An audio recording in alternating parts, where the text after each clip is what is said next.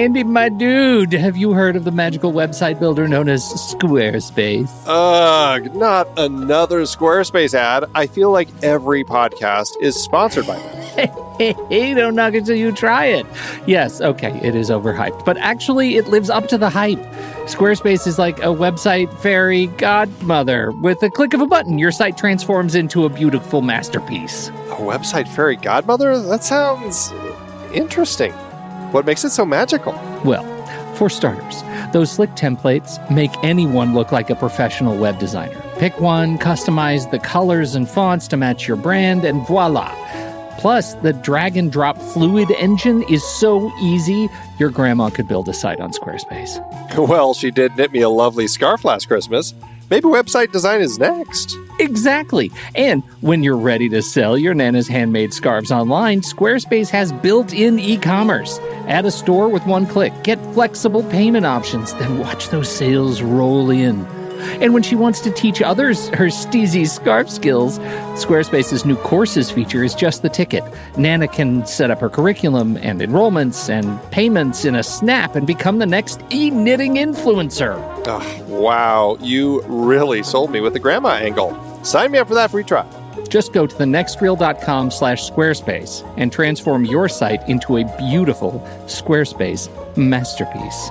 Well, thanks, Pete. Even though it's overhyped, Squarespace actually sounds perfect for Nana's site's needs. Appreciate the warning on the ads, though. I'll brace myself next time I listen to a podcast. Anytime. Let me know if you need any help getting that site up and running.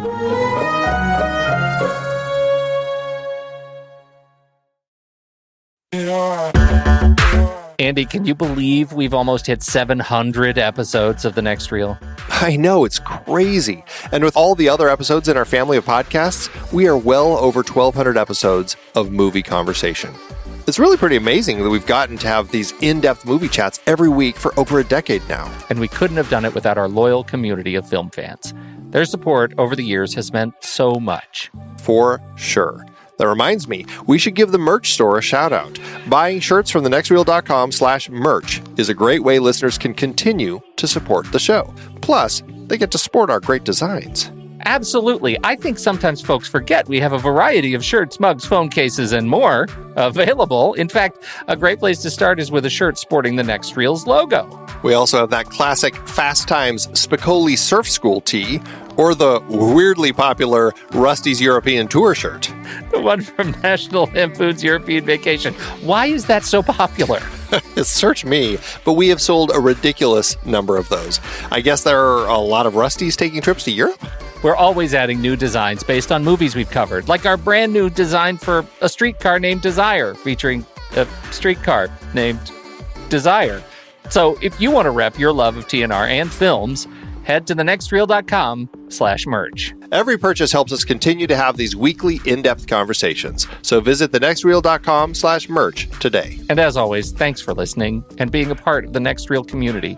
We've got lots more great movie chats coming your way. I'm Pete Wright. And I'm Andy Nelson. Welcome to The Next Reel. When the movie ends, our conversation begins. In just a matter of seconds, you're going to hear a classic episode of this show from back in the day when we called ourselves Movies We Like. It took us a while to settle into the show's format, so you'll notice some differences as you listen to these episodes. For instance, it takes us a bit of time to actually get into the conversation about the movie. Things like that. But we're still proud of the conversations about the movies themselves, and we think they're worth keeping in the library. So enjoy these episodes from our back catalog. And you can become part of our Discord community, learn more about the show, and find out how you can become a supporting member at thenextreel.com. So thank you, everybody, for downloading and listening to The Next Reel. We appreciate your time and attention, and we hope you enjoy the show.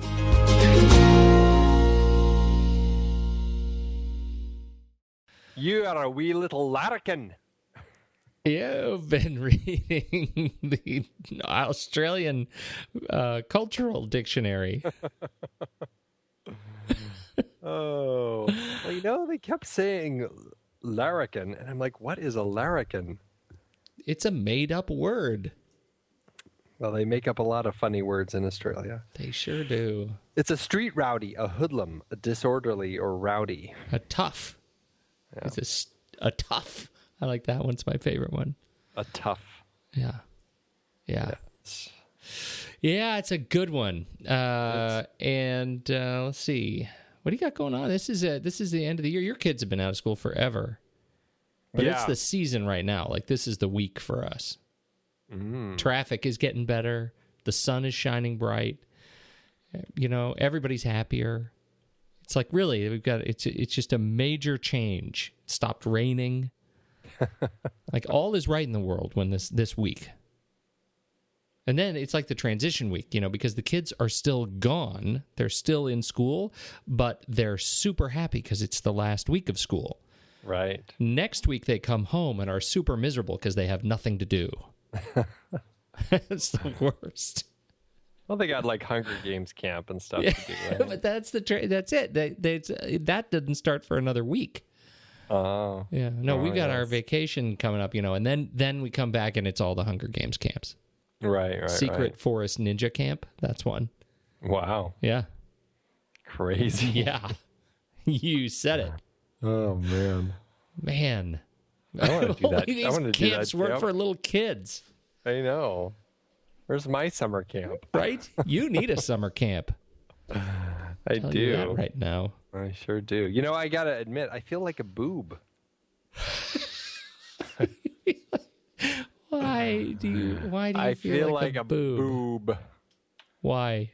Because I listened to last week's show and I'm like, I was talking about The Keep, Michael Mann's film. Yeah.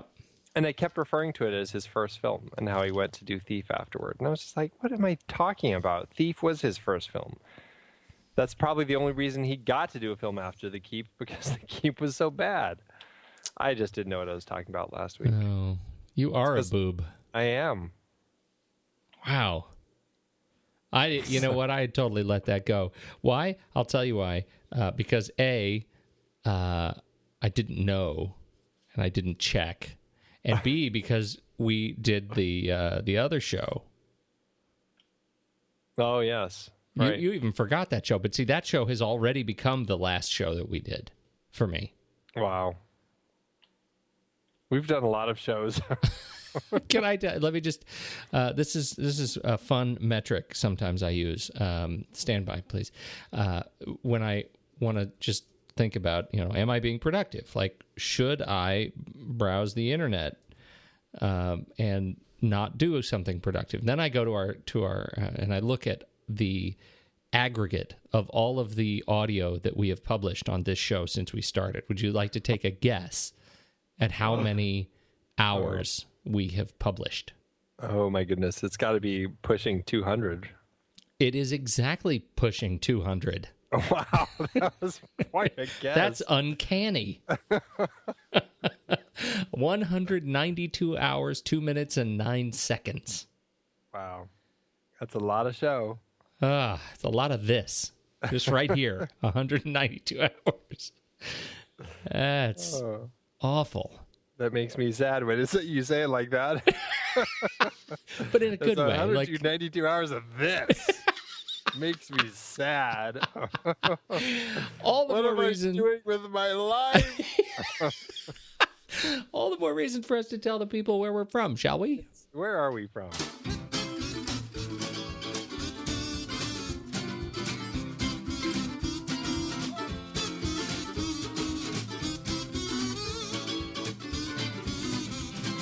It's The Next Reel, everybody. Thank you so much for joining us. This is the show where we spoil movies heavily. I'm Pete Wright. That there's Andy Nelson. Hey! And you should learn all about the show at thenextreel.com. You should join us on the social channels at Facebook and Twitter, Google+. We're all out there. Head to the blog, read the blog stylings of the once and future king, Goodly Kindly, Steve Sarmento. And make sure you catch up on all of our past shows, all 192 hours. It's all out there. Just there. Just waiting for you. You should go listen to last week's episode, or not last week's episode, but this month's episode of the Film Board we just did last week. I feel like I'm a booster for Edge of Tomorrow at this point, but people need to go see this movie. Absolutely. I'm bummed that it just fallen off from last week.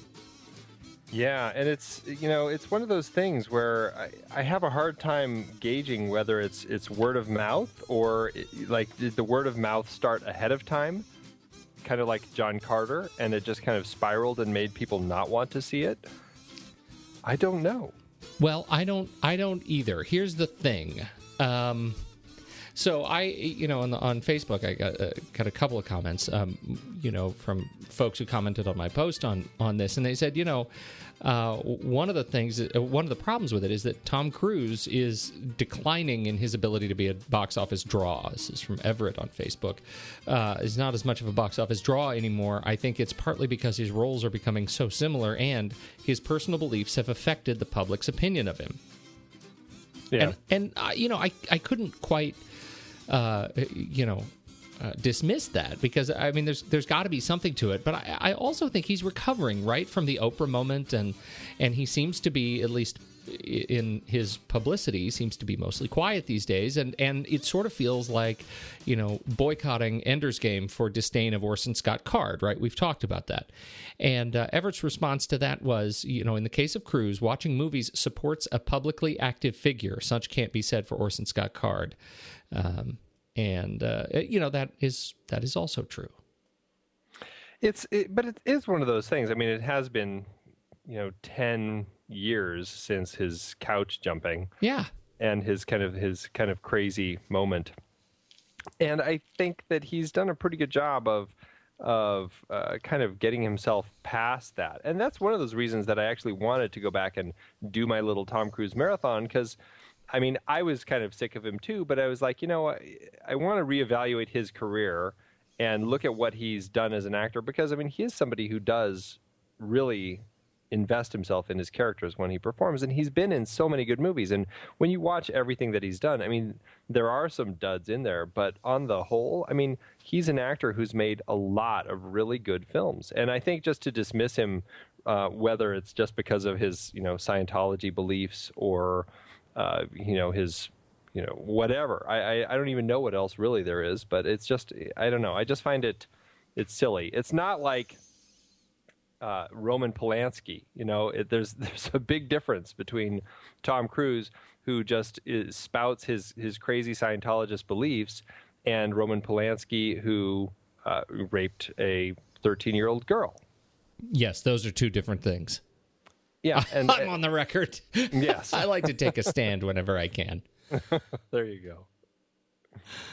So, I don't know. I think that it is something that people they have a hard time with, the fact that he is such a movie star. And when you have somebody who is such a movie star, there tends to be some backlash.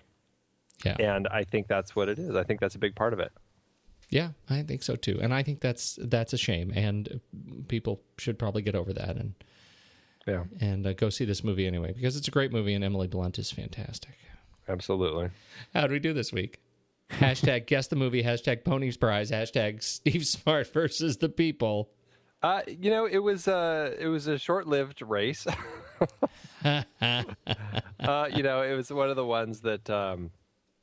Cameron L. Ryan, she had just done an Angelica Houston series, watched her movies, and sure enough, the second image came out and she knew it was the Grifters, although the best part of the whole thing was that she couldn't actually get that out, and she kept calling it the Drifters, and it was actually, it made for pretty funny comments, so it was well worth it, I'd say. That's awesome. Yeah, congratulations to Cameron L. Ryan for getting the Grifters. At least it was based on Angelica Houston and not architecture. Yeah, I know. Oh, man. That's fantastic. And now, let's do trailers.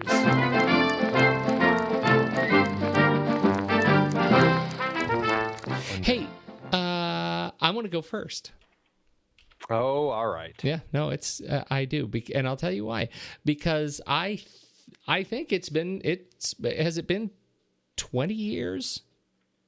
It has been 20 years. It's 20 years since the real true prequel of this film hit, and it involved some of the some extremely raw, hysterically funny moments for me in the movie theater. I'm talking, of course, about Jim Carrey, Jeff Daniels' Dumb and Dumber. And Bobby and Peter Farrelly are back with Dumb and Dumber 2. T.O., of course. Not to be confused with, what was it, Dumb and Dumberer? Yeah, the actual prequel. The actual prequel, right, which I didn't find as funny. But this one, Jim Carrey and Jeff Daniels both are back. And I don't know. It looks like a lot of the very same humor. And then they... the opening sequence, as it turns out, Jim Carrey has been in some sort of a paralytic state, some sort of a shock state, locked in syndrome for 20 years. And Jeff Daniels has been coming to see him for 20 years. Turns out it was all a gag. It was a 20-year-long gag that was awesome. And then they do the catheter thing. So the 20-year gag was, it was worth a moderate chuckle. And then I fell down onto the floor in a fetal position because, oh my God, when he does the two-handed pull, it's so wrong. I don't think physically that's what would happen, but wow, does it look painful. It really does. Oh my God. The movie is just, the trailer itself is just full of that kind of humor, and I have a feeling it's going to take me back to a very special place. When they show him the name of the cat. Please. I very much enjoyed the first one. It's one of those it came out at the right time. Yes. I don't know, like if you watched it, if you rented it now and watched it for the first time, I don't know if it'd work as well, but it hit me at the right time in my life that the humor and everything about it just really worked. And I love it and still love it. And I absolutely cannot wait for the sequel. Just the fact that they got both of these guys to come back and play their roles again. That. It just looks so much fun. It really, I worry a little bit that it looks, because there's, it looks very similar. There's some of the gags look pretty darn similar. Maybe that's what they're going to capitalize on. Maybe that's what's going to be so funny. But it does it does look good. What I love about the IMDb page is that I don't know. Angela Karech.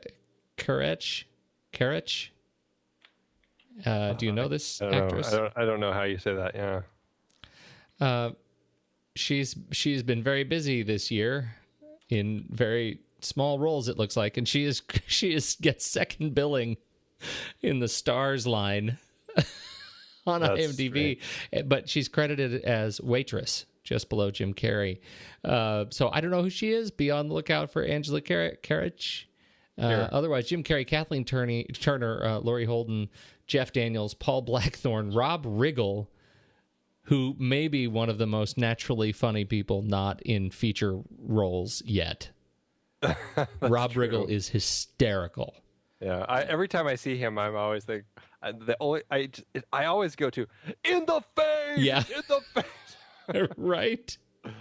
That and then his eyebrows crawling around on his face. That's pretty much where I go to for him. Yeah, he's really he's just a really funny guy. I mean, from his time at the Daily Show, and then of course the Jump Streets. Yes.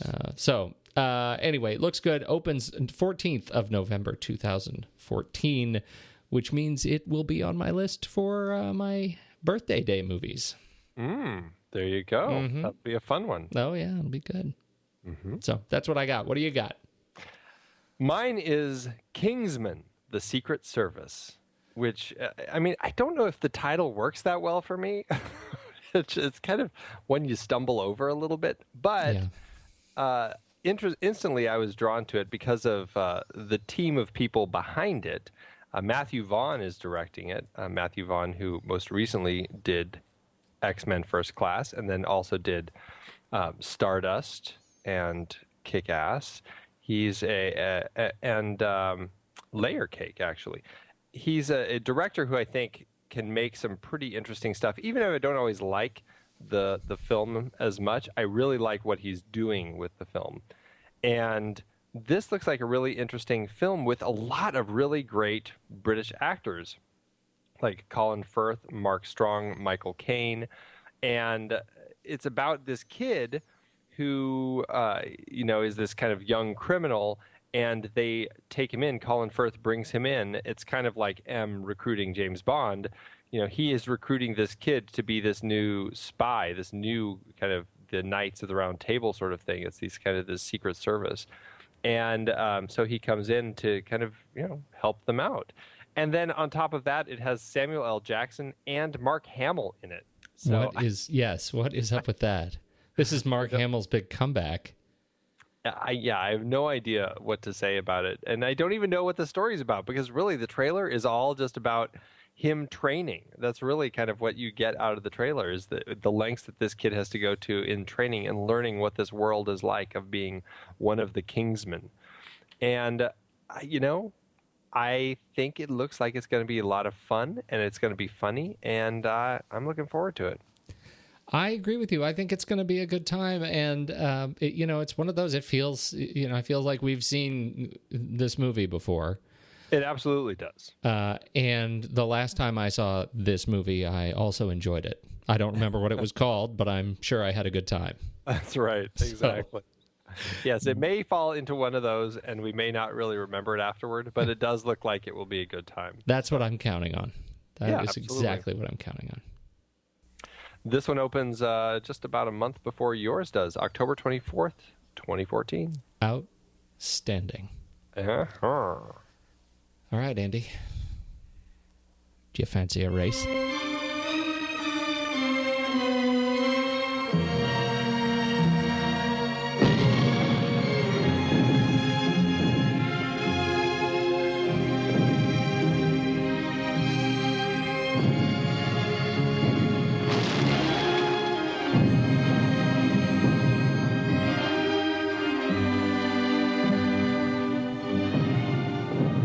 Place you never heard of comes a story you'll never forget. Gallipoli.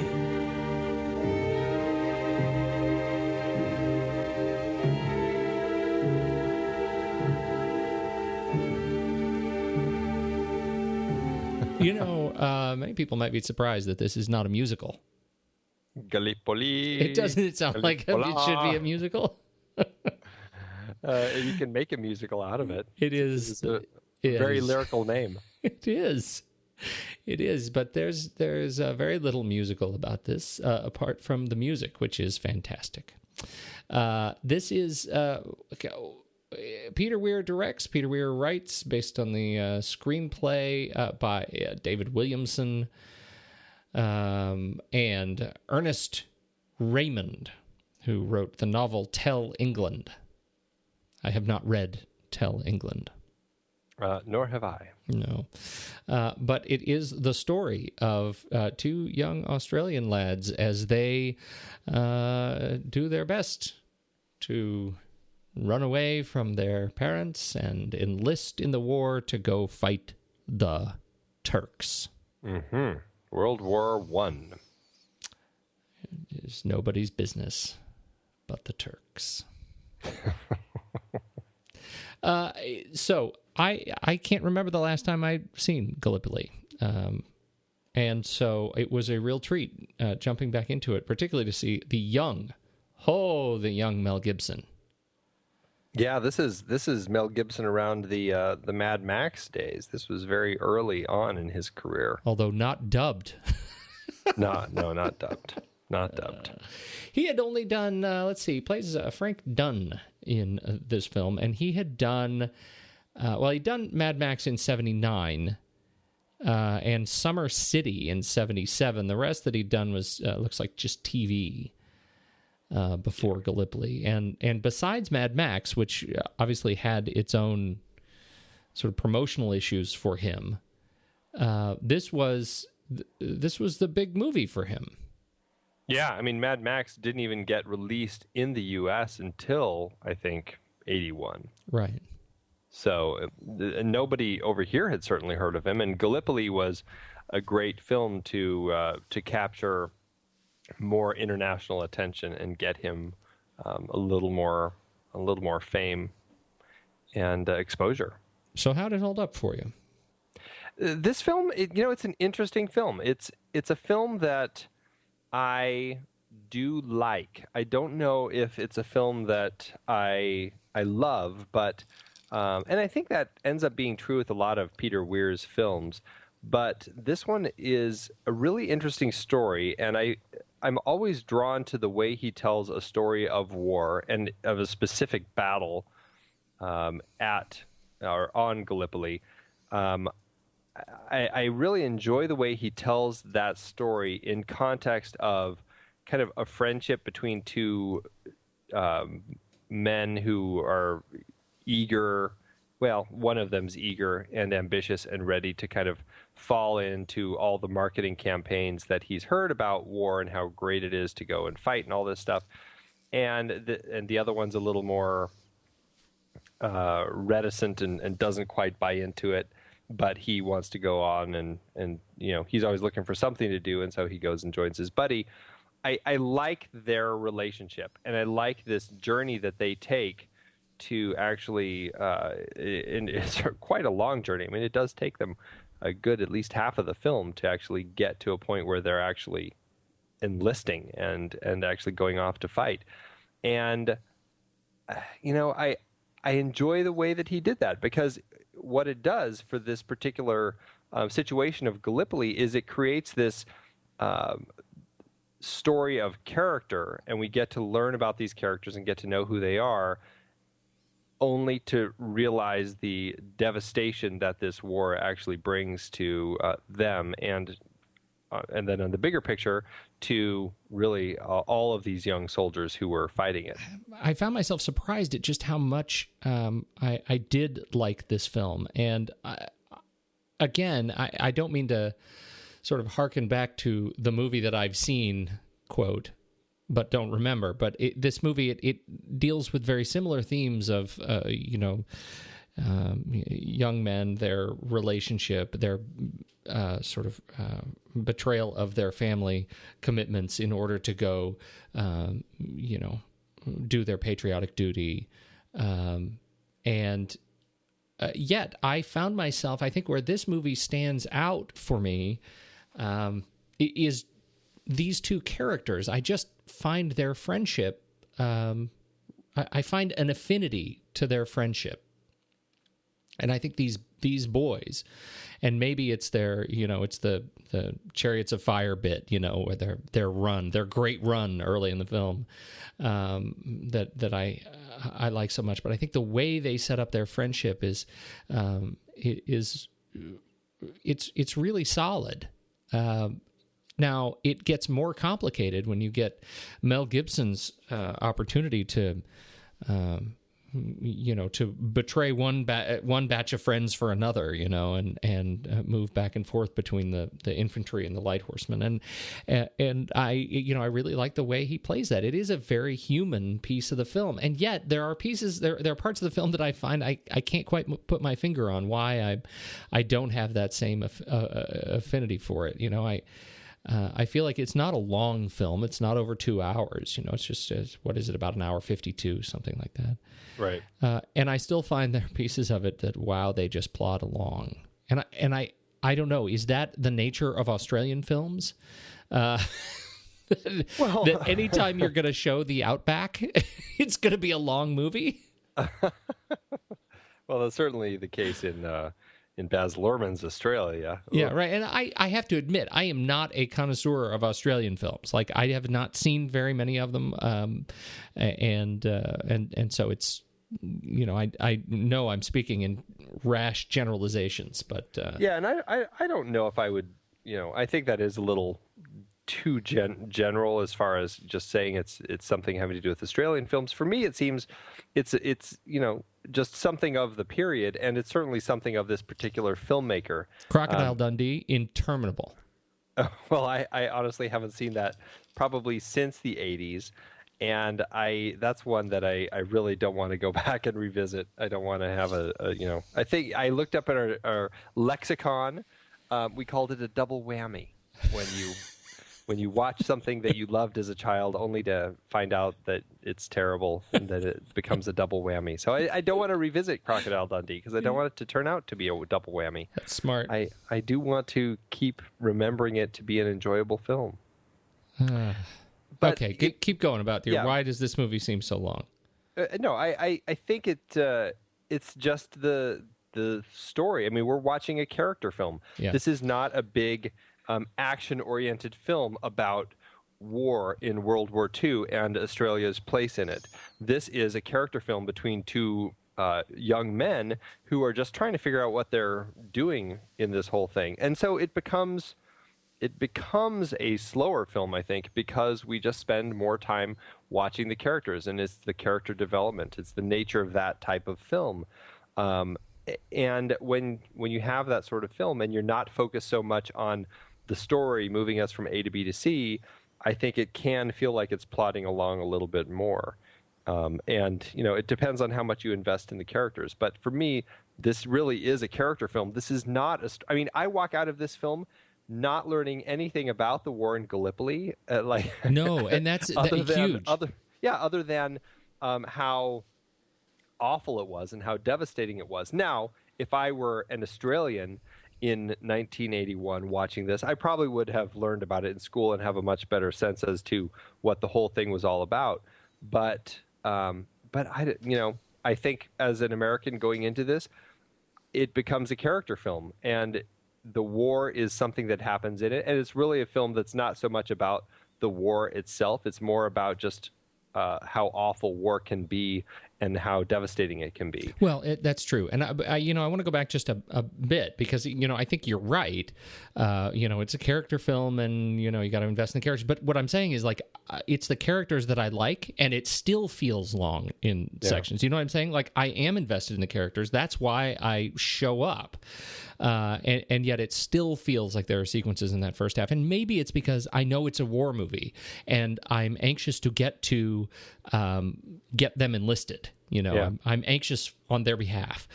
But to your point, once they become enlisted, that's where the real meat of the film takes off. And I am absolutely riveted.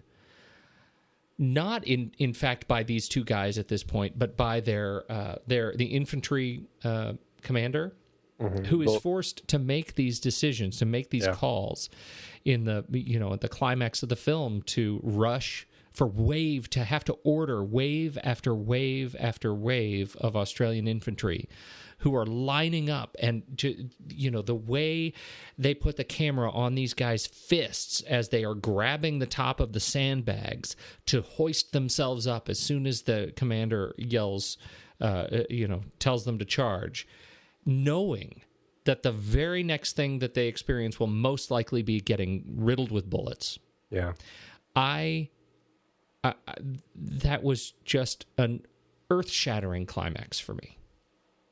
Yeah, it's absolutely horrifying, and I think Bill Hunter, who's just such a great Australian actor, he plays that role so well, and it is heartbreaking, but in a way that makes sense when he has to make that decision at the end, where he's just like, well, I'm not going to do it unless I'll do it myself, and he goes out there with them, Yeah, I found that really, because this is, like you say, this is what, I think what Gallipoli really excels at, apart from the action of the war, but it's putting on display the humanity of the war, right? Yeah. And I think that part of the reason they get away with that, or they sort of shine in that area, is because it's not a history film. Do you know what I'm saying? Yeah. Like, as you say, you don't learn anything about the Australians' role in the war against the Turks in this part of World War I. But what you do see is the incredible depth of commitment of the Australian Army to this cause. Whatever this cause is, it doesn't matter. Right. But they're willing at any cost to to do whatever job needs to be done, and I think that really shines in this film. I think it is a beautiful piece. Yeah. Well, it's I mean, Australia had only been, I think, an official country since 1901. So it'd been like, 10 years? Yeah, right. Yeah, exactly. It hadn't been around that long. So when the World War happened, this was kind of their chance to show that they could stand up with the rest of them. And the fact that they could even muster an army. Right, exactly, and all of these people were so proud. I mean, the guy comes to the track race, marching about the joining the troops, and he says this is the next great game or whatever it is, and they pitch it like it's just this big game, and they want to go bring all these people over there to support, and everybody is just so enthusiastic about signing up. They want to go support their country that is just an infant country, and I should say New Zealand was involved as well. The whole troop together was called ANZAC, Australian and New Zealand Army Corps, and that's why, because of this whole thing, they have Anzac Day on April 25th as the commemoration of all the casualties of between those two countries. And because it was such a huge failure. And I think World War I was really a war of a lot of military failure. And you watch just the way that things break down and these poor decisions that get made about, just the lack of communication, and how this guy tells them, just keep sending them up. We have to keep the beaches safe for the British. And then they find out that the British have landed and they're sitting on the beaches having tea. I mean, it's just it's horrifying. Awful. And you have these troops just charging wave after wave into machine gun fire from these Turks, just getting mowed down. And it just breaks your heart. And you're right there with Mel Gibson's character Frank as he's racing that last race of his to get the message from the commander back to Bill Hunter's character, only to have it be too late. The whistle goes off, and he knows that everyone's gone. And it really is a heartbreaking end of a film. It is heartbreaking, and such a wonderful journey. It's heartbreaking and wonderful. Mel Gibson's character. What we see in Mel Gibson, or in Frank through his whole journey, is this guy who doesn't want to be in the war. He's going to the war because everybody else is, really. Yeah, pretty much. He's nervous about the fight. But he likes having a feather on his hat, so he's gonna do the light horse thing, and because his buddy's there, but that last assignment when he's given the role of the runner, to watch him run. I mean, the whole purpose of his run is to get a message over the colonel's head, right, to the general. He's going to the general to say that there is some confusion in the message that you have gotten, and you need to at least reconsider the order you're about to give to kill all these these soldiers as you order them into battle. And the colonel is not letting us do that, but general, you need to let us do that. And the general says, okay, go tell him I may be reconsidering, right? Yeah. And he starts running, and you see in that race, I mean, that race, more important than any race he's ever won or he's ever run, is the race in which he grows up. Yeah. Right? That's his transformation. And not only in him as a character, but in Mel Gibson as an actor, when we see the birth of Crazy Mel, and when he hears the charge order and he does his face thing where his eyes roll back and he screams, it was just like, I mean, this took me to Lethal Weapon and to all the Lethal Weapon movies. It's that Mel Gibson crazy face.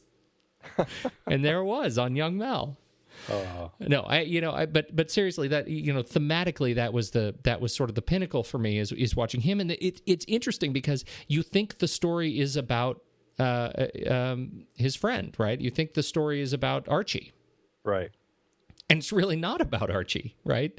Ultimately, it's about these guys, but the guy who actually goes through the transformation, the guy we're actually watching develop as a person, is this guy who's ultimately, he's not on screen all that much by himself, but it's the transformation of Mel Gibson's character, I think. It is. Yeah, it absolutely is. And I think that and Archie's character, played by Mark Lee, is a very interesting one in that he is so direct through the course of the story. He's such a straight arrow. He knows what he wants. He wants to go fight, and he sets out to do that. And he heads, does what he has to do to get enrolled, and then he becomes a fighter. And then he goes out, and he also realizes this devastation, but he, like all the rest of the troops, musters up his courage. He says his little speech to himself that he would say before he goes out on races, and he gets up there and runs. And I think that the power of that role, and I think the power of the friendship that we had watched develop, is that we see this kid who's just enthusiastic and gung-ho and friendly and, just this wonderfully happy-go-lucky sort of guy. We see his... we become a friend of his through Mel's eyes, through Frank's eyes. And at that last moment when we have to watch him do his last run, and we witness the pain on Frank's face when the whistle goes off, we are right there with Frank, and we're watching and just hoping beyond hope that Archie will make it, that this one race, that this fastest kid in Australia is going to be the one who can make it. And I think it was very smart of Peter Weir and of his writer David Williamson to kind of create this character and create him as a runner, so that when he got to that moment, we have the character that we're following, Archie, but we also have Frank, this character that we're really living through. And through that, I think it just makes that devastation even stronger in the film. Absolutely agree. And, it's one of the things that I think is so powerful is we need Archie's straight man in order to appreciate Frank's journey and Frank's transformation. And I think one of the things that's so interesting is it's not very gradual to me. Frank's transformation is not gradual. It is instantaneous, right? To me, that transformation happens on that run. And that run is like the last 3 minutes of the film. Yeah. And what a ridiculously horrible setup these guys had. On this cliffside. I wanted to say before we got to we just sort of skipped over it, but I think in addition to the final sequence as they're being ordered over the barriers and into gunfire, the truly horrific is the sequence when they go skinny dipping at the base of the cliffs. Yeah. And they're all having a great time. They dive down to the bottom. They find some old guns. And then pieces of boat and people start to fall from the surface. And it's just one of those sort of staggeringly grotesque images of debris raining so slowly from the surface of the water. It is really beautifully portrayed. But awful. Yeah, it really is, and just like that, the shrapnel and the guy who gets hit in the head with it, it is pretty painful. And I think that's the film balances that well. Particularly once we get to the war, I think we get a good balance of that, of the insanity of war, mm-hmm. the way that people treat things like that, because even when they come out of the water, they're kind of laughing about it. The fact that one guy got hit in the head, they're laughing about the fact that the sharks are in the water and betting on who will get attacked first and all that stuff. And then the other scene that always strikes me is when they're just walking through the trenches and there's that dead body kind of like stuck in the side, mm-hmm. and everybody as they go by, they kind of shake the hand of that dead body because his hand is kind of jutting out. And it's that morbid humor that people kind of have in times of war, because that's kind of the only way they can get through it. Yeah, that's not good. No. That's just not good. It's really gruesome. So you said you have kind of a love-hate relationship with Peter Weir. What is it about this film? Do you see those characteristics both at play in this film? Yeah, I mean, I don't know if it's a love-hate. It's just that I have a harder time getting into his films. I really appreciate them. But sometimes, especially some of his earlier films, I have a harder time really just kind of getting into them. Like, I really enjoy Picnic at Hanging Rock. I find that an absolutely fascinating film to watch, but it's a film that kind of just keeps me at a distance the whole time. Same thing with The Last Wave. That's a film that it just kind of always I have a hard time getting into. This I do feel that to a certain extent, but what actually welcomes me into this film more than some of those earlier ones is this friendship between these two guys. I do have an easier time getting into that. And then The Year of Living Dangerously, Witness. I honestly don't remember The Year of Living Dangerously that much.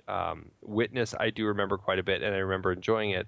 That one I think he does quite well. I think from that point forward, I really get into his films quite a bit. So it might have just been something in his earlier films that I just had a harder time with. But Witness, The Mosquito Coast, Dead Poets Society, Green Card, Fearless, The Truman Show, Master and Commander, and I never saw The Way Back, but he does a lot of really interesting films, and there's something about how he directs that is never. It's not. He really avoids maudlin. It seems he really kind of the emotional levels or connections between characters seem to be very grounded, and if you're not immediately connected to those characters, it can be harder to really feel that emotion. Yeah, I agree with you. It's a funny observation. I agree, almost lockstep with you in terms of his films and his unique ability to keep the viewer at arm's length, likely unintentionally. Yeah. But I agree with you. And then you get films like, for me, The Mosquito Coast and Dead Poets Society and The Truman Show, I think in particular. The Truman Show stands out as one of those that I think actually welcomes me, in a way that few films do. But I found that viewing experience really unique in The Truman Show. It is a fascinating film, and so I'm with you. You're right. It's not love-hate. That's not a fair way to characterize that relationship, and yet. It is inconsistent. I find his films inconsistent over the course of his career about the films that I can really find approachable and beckoning. Yeah, I think that's a fair way to say. I'd be interested to go back and watch some more of his films. It's been a while since I've seen a lot of them, and then there are films like Fearless, and Fearless for me is kind of like your Truman Show. That film really struck a chord with me, and it moved me in a way that at that time in my life very few films were, and so I'm very curious to go revisit that. I think that he can plumb those emotions, but it just seems like in some ways I feel like a lot of it comes from the actor more than from his directing. Yeah, I would agree with that. And so back again to Gallipoli, I mean, I wonder how much of my appreciation for this film is built on my affinity for Mel Gibson. Mm-hmm. And I know there's a lot of Mel Gibson-ish stuff that's kind of gone off the deep end. And I, not speaking at any of that, but I grew up with Mel Gibson. Yeah. Mel Gibson was a staple in my house, in my film library, in my youth. I mean, he was the guy. Right. And so I wonder if, going back to revisit him as a young man is one of the things that I find really welcoming, allows me to welcome this film, similar to The Truman Show. If it wasn't for Mel, would I still like this so much? Yeah. Yeah, it's hard to say because Mark Lee, there is something about Mark Lee that I find watchable, but I mean I think he does a solid job in the performance of Archie, but I think it might just be the kind of that, like we were saying earlier, that very straight arrow character that he plays that makes it a little harder to be drawn to him quite as much. I don't quite know. But Mel Gibson, there's something about the fact that he comes into this whole situation already skeptical. And it's only through friendship that he's like, well, I have nothing better to do, sure, that he kind of goes along with it. And then he has to, witness the horrors. I think there's something about that draws me to him more. But that being said, I mean, there's something about Mark Lee, Archie's ambition that he plays. I mean, right at the beginning, that foot race that he does, bare feet across the rocks and the sand and just everything, and how bloodied and blistered and ruined his feet are at the end of that. It's amazing. That's like an amazing character moment for me, and that's the scene of all of them for me that stick out of this film for him. Aside from the ending, I always go back to that scene as to this is a guy who is dedicated and is going to fight for what he believes in. He's stubborn and he's going to make it happen. Yeah, I agree with you, and that's I I don't know. Mark Lee is one of those actors, just sort of diligent. He really nails that role of just that sort of dogged determination. Yeah. And you're right. He's a fascinating character. He sets the tone in that, I'm a tight steel spring. I'm going to run as fast as the leopard. That mantra that he chants kind of before he runs is it's a great way to open the film, and yet it also, I mean, there is so little movement from him as a character that by the end I'm much more obviously interested in the action, but much less in his character, independent of the rest of the sort of mechanics of the film. Yeah. All right, let's talk just a little bit about the portrayal of Australia. Okay. And you are you're the Australian guy. The resident Australian on the show. As the resident Australian. Yeah. I mean, they shot this in Australia and in Egypt.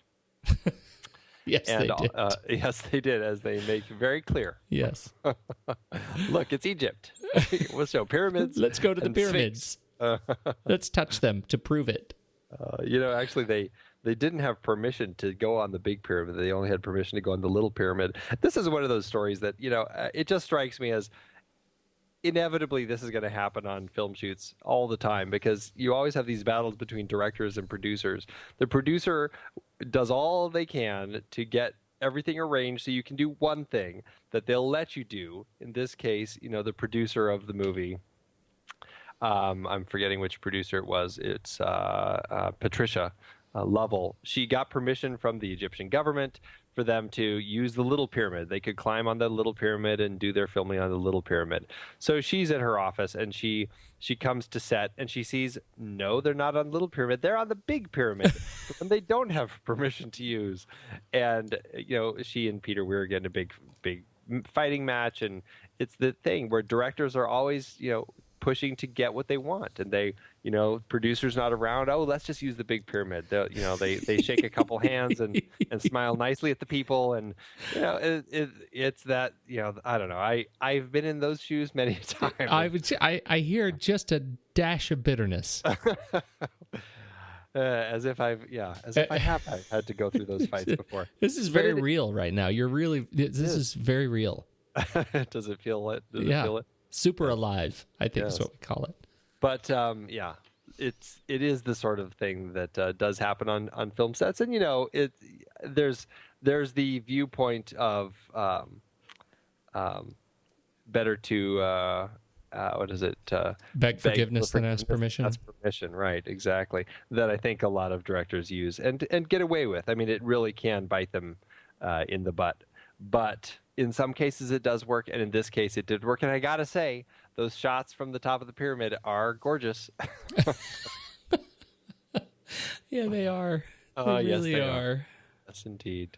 But yeah, back to Australia. You know, this is a, you know, you got kind of the country boy, and then you've got the larrikin, the kind of the troublemaker who just kind of roams around and works. And you know, I think they set up Australia nicely without having to spend time giving us all the details about it. And I mean, I think you get a nice portrayal of Australia and of the troops and everything going on. And I think, yeah, I mean, actually, even Gallipoli, all the stuff in that happens in Turkey was actually shot on the Australian coast, and I think they make it look great. And you know, this film, I think, works really well and proved to be a huge success for not just for as a film, where, you know, I mean, it won 8 awards at the Australian Academy Awards. Best film, best director, best actor, best supporting actor. Let's see, best actor was Mel Gibson. Best supporting actor was, I believe, Bill Kerr, who played Uncle Jack. Best screenplay and best cinematography.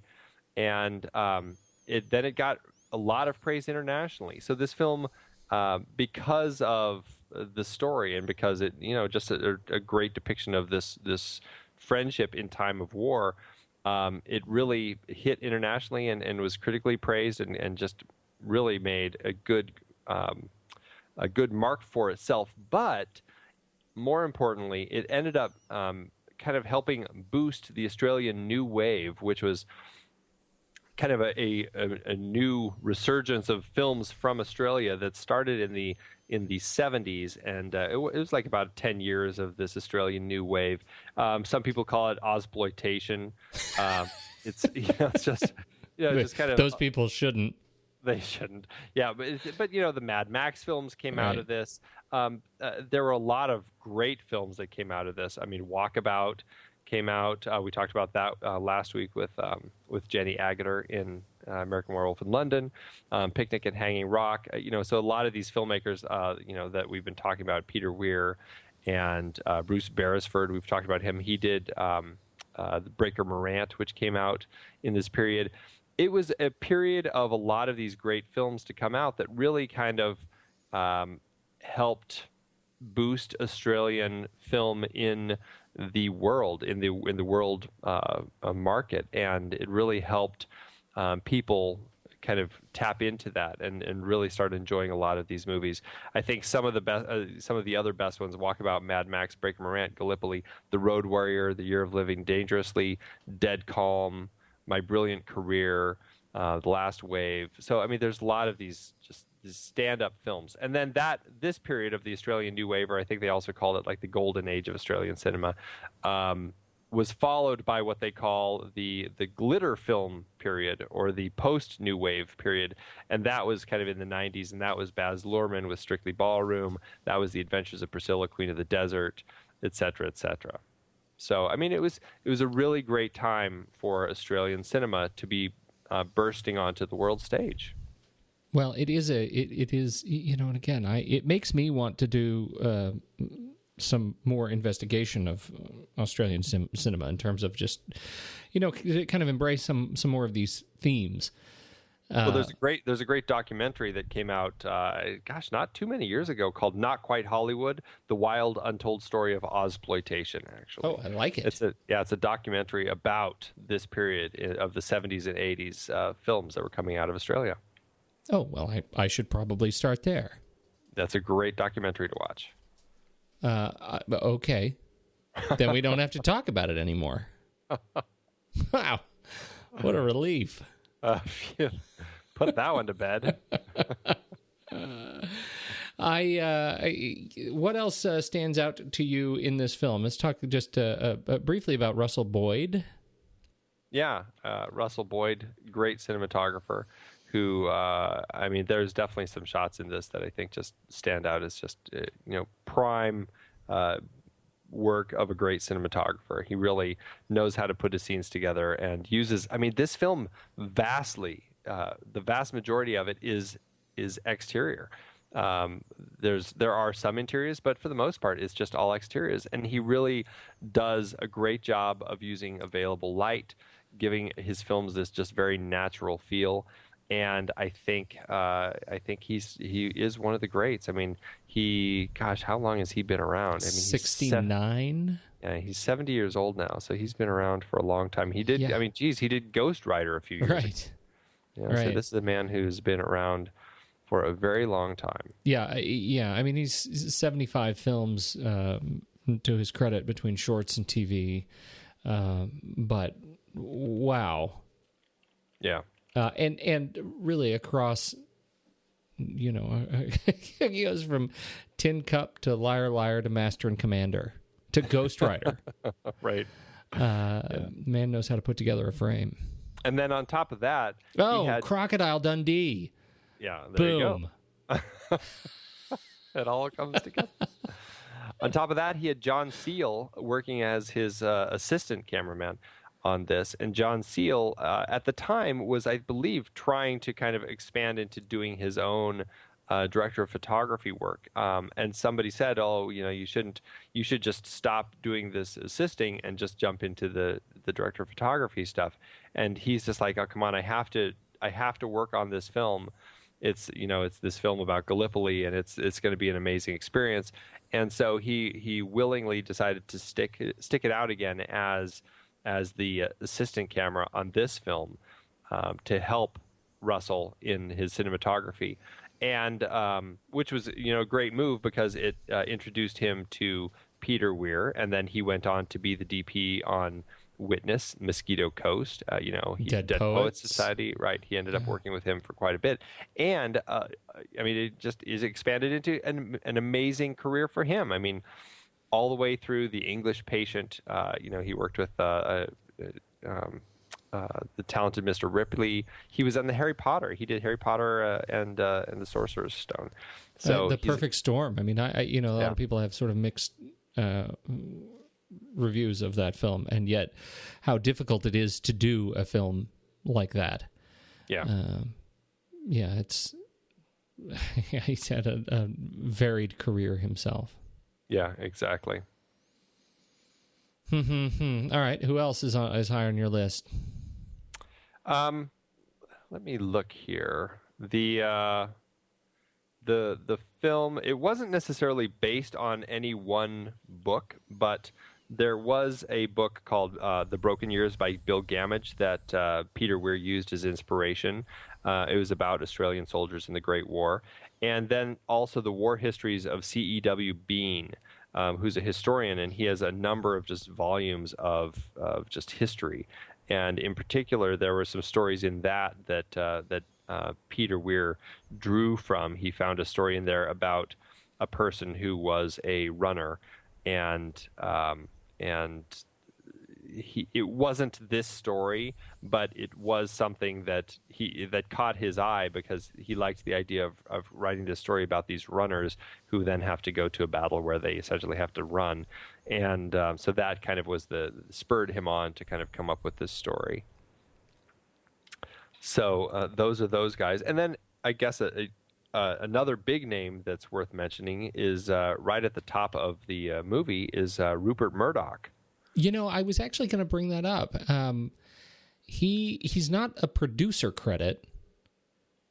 He was a presenter, presented by. No, I mean he essentially was. I guess I would say he was like a financier. I mean, if anything, I would call him an executive producer, even though it's not. He didn't have an executive producer credit, but my understanding is that initially they got some funds from I don't know. They have like the Film Commission in Australia will kind of give financing to films and stuff. They Patricia Lowell, the producer, she put her house up actually for collateral to get some money from the commission to start the process. And what they did is they shot some stills. They shot a whole bunch of stills to kind of create the pamphlet to kind of help sell their story to get the rest of their money. And actually that's where they found Mark Lee. He was actually a model, and Peter liked his look enough to cast him as Archie. But they went to Rupert Murdoch and what was the other guy's name? Robert Stigwood, I believe. Yes. And they talked to them about this, and they actually were interested in I guess helping flesh out the rest of the money that these guys needed to make this movie. My understanding is that Rupert Murdoch's father actually was, I don't know, he was in the war and he was over there, and I don't know if I'm not sure if he was a reporter or if he was just a soldier in the war, but he was actually there, and so that's the reason that Rupert Murdoch wanted to kind of participate and help get this story made. Oh my, where are they now? It was a little bit jarring to see his name at the front of this film. Yeah, right out of the gate. It's there. Yeah, I don't know why it should be necessarily. No, well, his role in media. Certainly, but I mean, I don't know if he's ever been tied into another movie. I don't know. He's been in The Simpsons. Well, there you go. I don't believe he has. I mean, he's obviously been. He doesn't have any other credits in terms of feature films. Yeah. So there you go. There you go. Last comments. Anything else? No, I think I ran through my list. Yeah. Awesome. Well, this is one of those films. I feel like I'm not jumping for joy that we've seen this film again. But I do like it. It's not a film that I will not put on again. I do enjoy it. I enjoy the story, and I love the characters of it. And it's again, not to be ignored how much fun it is to see the young Mel Gibson invent Crazy Face. I feel like we sort of skipped over the very end. This is one of those films that ends quite abruptly. Yeah. We have seen 3 waves of the soldiers, Australian, New Zealand soldiers jump up into gunfire, into Turkish gunfire, and the very last shot we have the athletic Archie at full tilt, and he makes it a lot farther than some of his peers, and then he dies, and that's the iconic shot of him getting shot and arching his back. Archie arches his back, and you see him kind of bend backward, and that's the movie ends on a freeze. Mm-hmm. Does that work for you? Yeah, it really makes it hit home all the more. I find it just really devastating. You freeze on that image of him in his moment of death, and interestingly enough, and I think this is really smart of them, of the filmmakers, that's essentially the same pose that he's in at the beginning of the film when he wins that race at the beginning. Right. Because the way the runners go and how they arch their chest forward to kind of push it across the finish line ahead of the others. And it's essentially the exact same pose. And I find that kind of just a haunting comparison between him early in the film and him here, where he's clearly not winning a race here. And seeing him in that same pose, that kind of victorious breaking the ribbon on the finish line pose, knowing that he's really not, it really kind of... Yeah, at the same time, as much as it's heartbreaking that he's killed, as far as we know, I don't know that he's not winning some sort of a race for himself. I mean, the whole movie, this is kind of on reflection. The whole movie, he is really, working toward kind of this, what we are led to believe is an inevitable conclusion. Yeah. And he achieves it. Well, like you said, he does make it farther than everyone else. Yeah. Anyhow. Yeah. All right. So, although, speaking to that image, though, this goes back to quarantine even, of showing the final image on your movie poster. I knew you were going to bring it up. It's like, what are they thinking? Why would you use that? I mean, I know it's a powerful image, but why would you put it in the marketing for your film, letting people know this is the last moment of the movie? I just don't get it. I really don't. Well, it's not like it's not like the tagline was, look at this picture, it's the last moment of the movie. No, they don't. But they don't on Quarantine either. But you know that it's something that's going to happen. Why is it more obvious for me on Quarantine? And I had that experience with Quarantine. Like I saw the poster and I immediately said, "Well, that's the end," and then it was the end. Right. And I didn't have that same experience with Gallipoli. Like I saw the poster and I knew it was a war movie, and that felt like, well, it sort of gave it away. That it's a war movie. Like I didn't make that connection. It just was a representation of the death and the horror of war. Yeah. For me. I guess. No, I'm not, and I'm not actually, this is not me. I do not want to argue this with you. I honestly, I'm curious as to why that doesn't have the same effect on me, because I was bothered. I was indeed bothered by it. Yeah, it is weird. I don't know why it wouldn't have that effect on you. Yeah, no, something's very strange. Yeah. How did it do in the box office?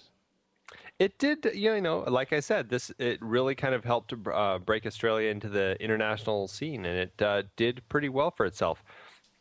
It was kind of tricky doing the numbers on this one because a lot of the numbers I found were actually in Australian dollars. So I had to actually do these, look for historic exchange rates between U.S. and Australian dollars in 1981. How do you exchange that? And then how do you so committed? Oh man, you are such a producer. It's the ultimate dork, I think, is really what it is. Oh man. So yes, this movie, from what I could find, it cost $3 million to make, which actually is pretty small. And that's about 7.6 million adjusted. My sense of that is that it actually cost less to make films in Australia at that time. A lot of these new wave films, they were all ultra low budget films. I mean, Mad Max, that series was just really tiny budgets. So I think that's why it's a $3 million budget. That's my hunch at any rate. It went on internationally, and the international figure I could find is actually Australia. So I couldn't find anything else internationally, but in Australia, it made about $13.2 million, which is about almost $34 million. Here in the U.S., it made about $5.7 million, which is about $14.6 million adjusted. So total adjusted, it made about $48.5 million. So it definitely, made money. It did help break Australia out into the international scene. So this was a big success for Australia. That's great. Yeah. That feels right. Yeah. Let's rank it. Let's do it. Head over to flickchart.com/thenextreel, and you can see all the movies that we've done on this show. 192 hours worth of rankings. Or you could listen to our epic re-ranking episode, which you can find on the in our SoundCloud feed. I'm not even going to be real specific about it because it's horribly boring. But you can hear what that's all about if you head over to our SoundCloud feed. If you need something to put you to sleep at night. Yeah, right. If you can find it and you need a sedative, that'll do it. All right, where do we start? I got to say, I love these taglines on posters sometimes. They do not sell the movie well. I don't know. Gallipoli, from a place you never heard of, a story you'll never forget. Well, I mean, true. All right. Gallipoli or Carrie? I think Carrie.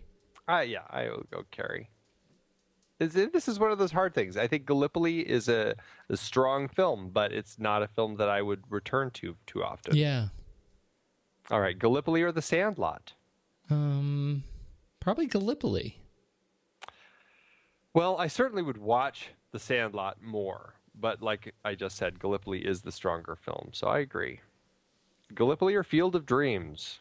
I'm totally Field of Dreams on this one. I am going to willingly and uncurmudgeoningly give you Field of Dreams on this one. All right. Gallipoli or Run Lola Run? Run Lola Run. Yeah, I think so. Gallipoli or The Illusionist? I think I would go Gallipoli. I think so too. Yeah. Okay, Gallipoli or Nick and Nora's Infinite Playlist? Gallipoli. Nick and Nora.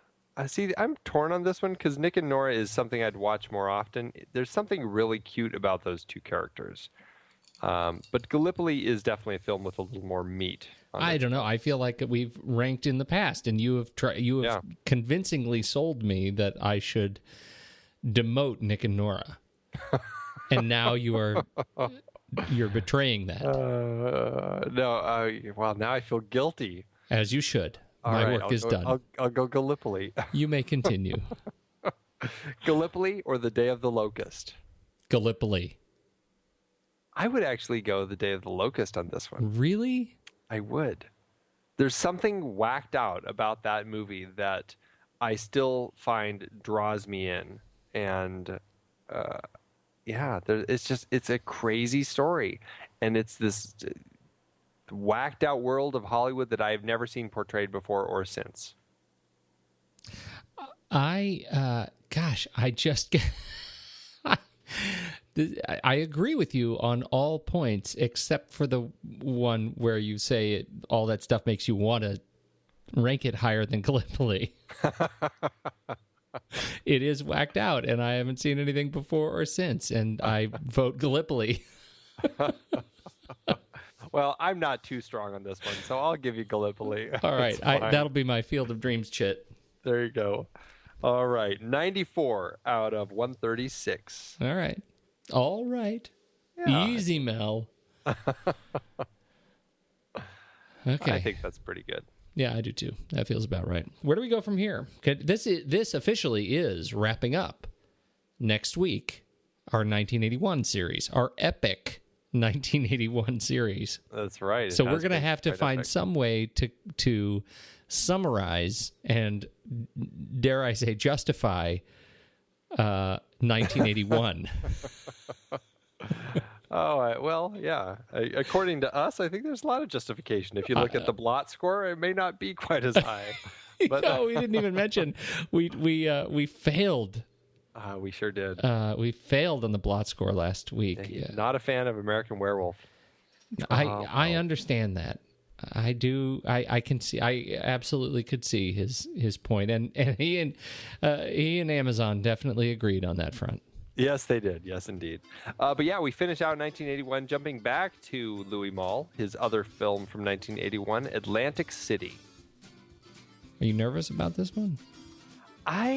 I'm not nervous. I'm curious because I honestly haven't seen this one in quite a while. And this was a list, I think, where when you and I compiled it, we left off a lot of the 1981 films that are obvious. I mean, we put some on here, but I think we also strove to find some that we didn't remember very well. And this is certainly one for me that I just don't remember very well. And I think that was one reason I was excited to see it again, just to kind of go back and revisit the film. I mean, I know that I believe Roger Ebert has it on his best films list, the great movies, books that he had put out. And so this is a film that I do want to revisit and definitely am excited to talk about. Yeah, me too. Burt Lancaster and Robert Goulet like in the same film. Right. Just even in the same title gets me a little bit excited about it. Yes. And then lovely Susan Sarandon. I mean, it's... And Wally Shawn. Yeah. Is the waiter. Yeah. I haven't seen this movie so I mean, I'd be hard-pressed to even remember what it's about. Yeah. I'm browsing the cast list here, and I it's really fuzzy. So I am looking forward to it. I'm a little nervous because it has such a faint memory for me, but we'll see. This will wrap up our 1981 series, and we'll see how it stacks up. Until then, I think we don't have any more news for the people. I think we're good. I think that's it. All right. I got to go to bed. I'm going to go... Oh, I thought we were going to go run a race now. Man...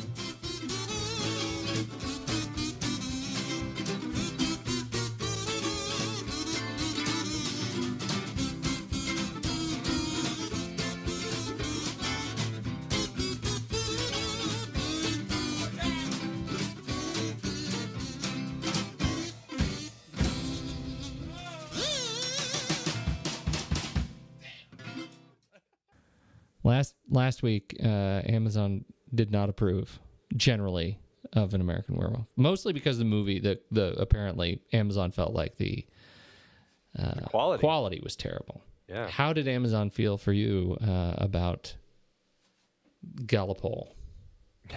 There are only 13 one-star reviews, but they are definitely people who hate this movie. Matt Namer says, meh, this is one of the worst war movies I've ever seen. Very long, very boring, absolutely no point. Can't believe I sat through the whole thing. Wow, harsh words, Matt. I can't either, Matt. Maybe a different movie would have been better for you. I have a 1 star from Bobby. He says, what happened? Did the film break? Is the last reel missing? Well, damn it. We all know that war is hell. At least those of us that have been there do. Rubbing the audience's collective nose in it this way is insulting, self-indulgent on the part of the makers. Their preening, self-perceived moral superiority is offensive to me, as it should be to all decent people who view this tract. I expect most viewers, while feeling insulted and cheated, will feign approval simply because they fear being seen as Neanderthal blockheads. Most people, while not lacking in moral feelings, are quite short on fortitude. This would account for most positive comments left here. I never look before I write. If the makers had advertised the true objective of this product of their cinematic pulpit, they wouldn't have made a nickel. And that's more than they deserved. A cheap shot and a lousy GD movie. Even the first part of the movie was dull and poorly made, partly because trivial matters were stretched out to tedious lengths to compensate for the instant denouement. Right? Wow. That's serious. That is serious. He's really serious about it. I apparently, and you as well, we are short on fortitude. I didn't know that. I didn't either, but thank you for pointing it out, Bobby. That's harsh. He's a harsh critic. People are harsh.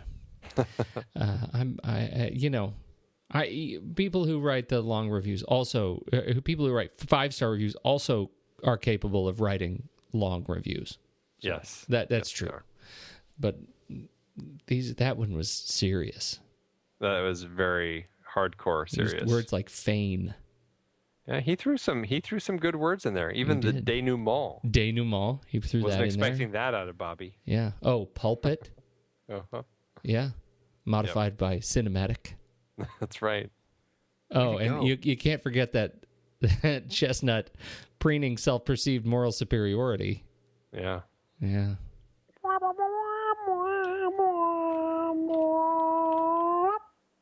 Is that like a theremin? Yeah, I always wanted to learn to play the theremin. Huh. But I haven't. It is hard to believe that we have been having in-depth weekly conversations about movies since 2011. So many great conversations over the years about so many great movies. And some stinkers. Well, true. But producing this show week after week requires a ton of work behind the scenes. If you'd like to help support our efforts, one easy way is by using our Originals page when shopping for books and movies that we've covered. Just visit thenextreel.com/originals. Your purchases made through our links give us a small commission at no extra cost to you and allow us to keep having these great discussions. In Season 3, we covered even more great adaptations like The Night of the Hunter and It Happened One Night, both part of our Couples on the Run series. We talked about No Country for Old Men. The Coen brothers so rarely adapt someone else's work. We had some fun rom-com adaptations like About a Boy, based on the Nick Hornby novel, and Nick and Nora's Infinite Playlist, adapted from Rachel Cohn and David Levithan's book. In our terribly and naively named foreign language series, we discussed The Brilliant City of God and The Diving Bell and the Butterfly, which I won't ever be able to watch again, ever. But could you read the original memoir? I don't know, maybe? We had our Richard Dysart series with adaptations like The Day of the Locust and Being There. Plus, we had that fantastic interview with the man himself. The one where we had him sit on the floor? Because this chair was so squeaky. Good times. We did our first Tom Hanks series with Forrest Gump, adapted from Winston Groom's novel, plus Apollo 13, based on Lost Moon by Jim Lovell.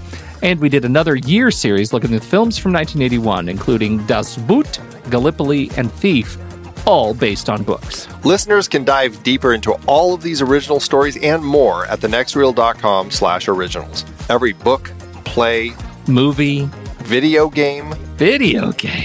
You bet.